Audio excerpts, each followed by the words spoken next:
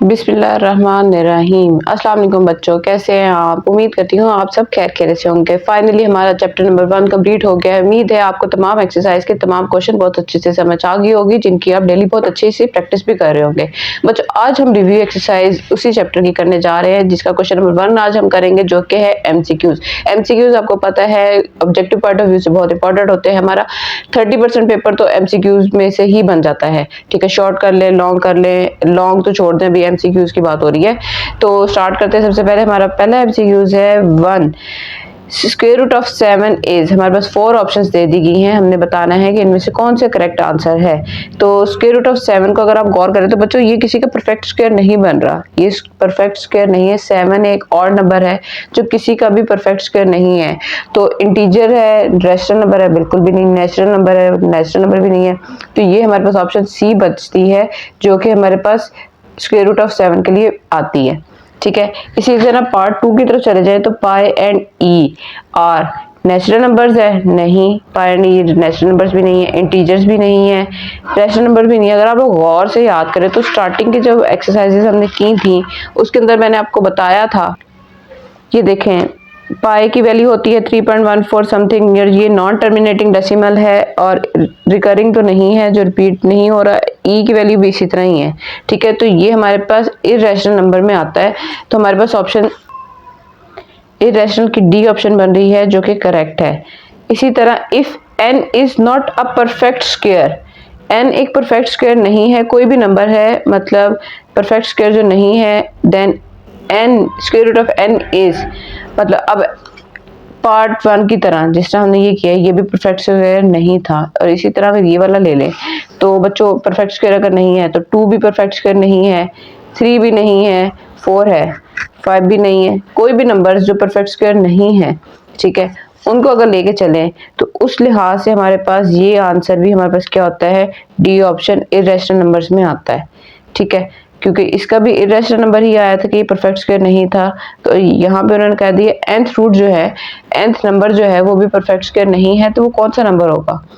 अब 4 की तरफ चलते हैं। Square root of 3 plus square root of 5 is whole number, whole number भी नहीं है। इंटीजर्स भी नहीं, रैशनल नंबर भी नहीं है।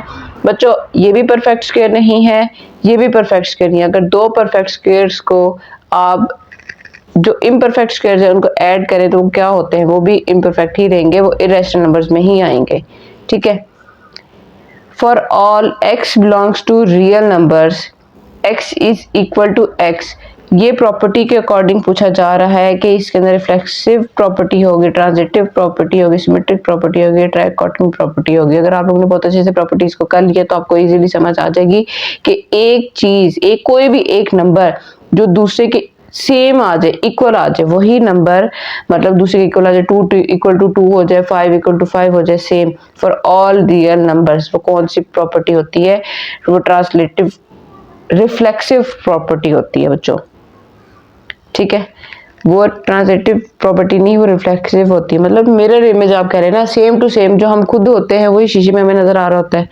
ठीक है, 6 वाले में क्या कह रहे हैं, if A B C belongs to real numbers, ठीक है, then a is greater than b, b is greater than c, implies that a is greater than c is called dash property। Properties की तरफ चलते हैं तो आपको समझ आएगी। ये ट्रांजिटिव प्रॉपर्टी को अगर आप देखें तो इसमें क्या कहा जा रहा है, ये वाली यही चीज उन्होंने इसके अंदर बताई है, a b c belongs to real number, a is greater than b, and ये चीज एंड का मतलब होता है b is greater than c, implies that a is greater than c। ठीक है, तो हमारी ये कौन सी प्रॉपर्टी है, ट्रांजिटिव प्रॉपर्टी है। तो यहाँ पे ऑप्शन बी हमारे पास करेक्ट आंसर बन रहा है। 7th एमसीक्यू है 2x multiply by 8x is equal to 64। ये एक इक्वेशन दे दी है, then find the value of x। x की वैल्यू क्या होगी, 4 ऑप्शंस हैं, उनमें से करेक्ट आंसर कौन सा होगा, तो ये हमें सॉल्व करना होगा। तो सबसे पहले इस इक्वेशन को सॉल्व करेंगे, फिर ही हम बताएंगे करेक्ट ऑप्शन कौन सी है। 2x multiply by 8x is equal to 64। यहाँ पे एलसीएम ले लेते हैं, इनको फैक्टराइज कर लेते हैं, 8 को और 64 को।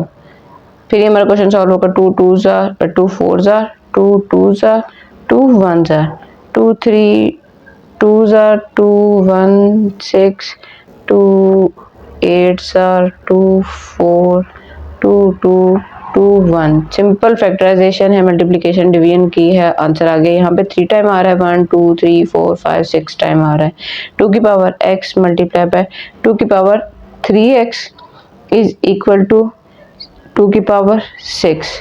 अब बेसिस सेम हो तो उनकी पावर्स को हम क्या कर देते हैं, ऐड कर देते हैं। तो 3 + 1 क्या हो जाएगा, 4x इज इक्वल टू 2 की पावर 6।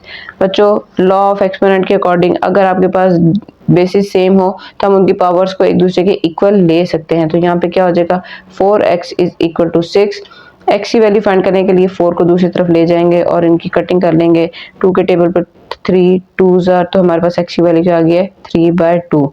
अब ये कौन सी ऑप्शन हमारे पास है, ये हमारे पास ऑप्शन है ऑप्शन 3/2 की, नहीं ये 2/3 है, ये है 3/2 की। ए ऑप्शन हमारे पास करेक्ट है। Let a b belongs to real number then a is equal to b and b is equal to a is called, मतलब a b के इक्वल है, b a के इक्वल है। तो ये कौन सी प्रॉपर्टी होती है बच्चों, प्रॉपर्टीज में चलते हैं। सिमेट्रिक प्रॉपर्टी को अगर आप देखें, a b belongs to real number, a is equal to b, b is equal to a, symmetric property हमारे पास बी ऑप्शन है। 9 square root of 75 plus square root of 27, इनमें से ऑप्शंस कौन सी है, तो इसको भी हमें सॉल्व करना पड़ेगा। ये वैल्यू है, इनको भी हम तभी सॉल्व कर सकेंगे जब हमारे पास इनको हम फैक्टराइज कर लेंगे। तो 75 तो 2 के टेबल पे जाता नहीं है, 3 के टेबल पे जाएगा। 3 2s are 6, 3 5s are 15, अब 5 5s are 5 1s are। इसी तरह 27 को अगर ले लें तो 27 3 9s are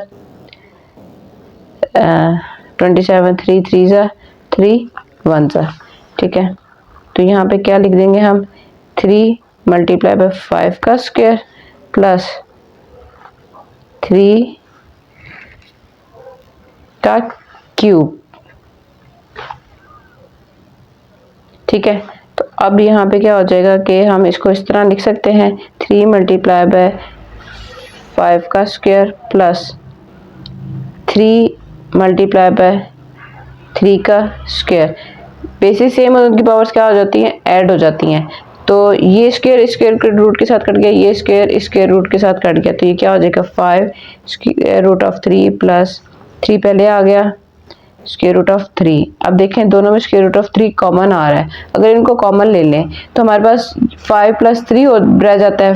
5 + 3 square root of 3, इन दोनों को ऐड कर दें तो हमारे पास क्या आंसर आ रहा है, 8 स्क्वायर रूट ऑफ 3। ये हमारा आंसर आया है। ये कौन सी ऑप्शन है, इसको देखते हैं बच्चों। ये हमारे पास ऑप्शन दी हुई है 8 वाली, ठीक है, डी वाली। उसके बाद 10th हमारे पास है, the product of this 3 + square root of 5 and 3 - square root of 5 is prime number और number, rational number, irrational number. तो अब ये सॉल्व करते हैं तो फिर हमारे पास आंसर आएगा और हम बता सकेंगे कि रैशनल है कि इरेशनल है। देखें a + b a - b, ये फॉर्मूला बन रहा है। तो simple a² - b², square square root के साथ कट गया। यहाँ पे 9 - 5 इज इक्वल टू 4। 4 हमारे पास एक प्रॉपर रैशनल नंबर है, ठीक है। तो हमारे पास यहाँ पे आपको पता चल रहा है ये प्राइम नंबर भी नहीं है, ऑड नंबर भी नहीं है, रैशनल भी नहीं है, ये हमारे पास रैशनल नंबर है। इसी के साथ हमारा क्वेश्चन नंबर 1 कंप्लीट होता है। उम्मीद है आपको बहुत अच्छे से ये तमाम MCQ समझ आ गए होंगे। इनको बहुत अच्छे से आपने प्रैक्टिस करके रखनी है। खूब मेहनत करें, खूब कामयाब हो। मिलते हैं अपनी अगली वीडियो में, तब तक के लिए अपना बहुत ख्याल रखे हैं। अल्लाह हाफिज।